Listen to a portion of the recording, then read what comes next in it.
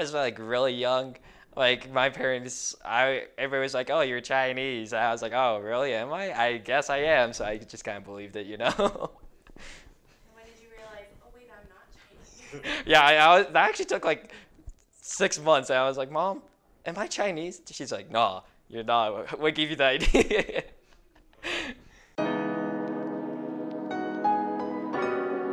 Yeah, so like my parents like they do like I go to like one of my friends' houses that's like where their whole family was like born here basically, and everybody just like does everything completely different from what my household does. Like culturally, we like to like just I don't know. It's like I don't know how to like describe it, but we like do stuff like completely different from other households that were born here.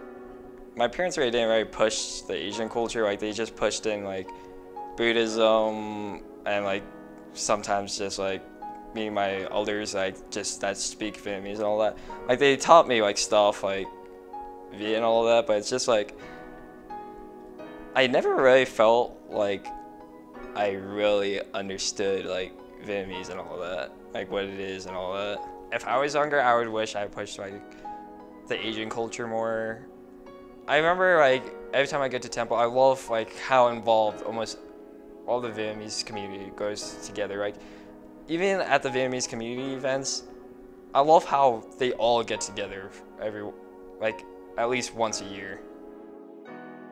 Everybody in my house like just makes grades prioritized, like compared to over everything else.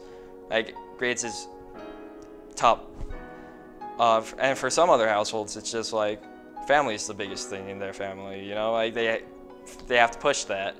I think it's just because my parents were like they really wanted to learn stuff like in school and all that back in Vietnam, and like they didn't get there because like they were born in during the Vietnam War, so they couldn't really deal with it.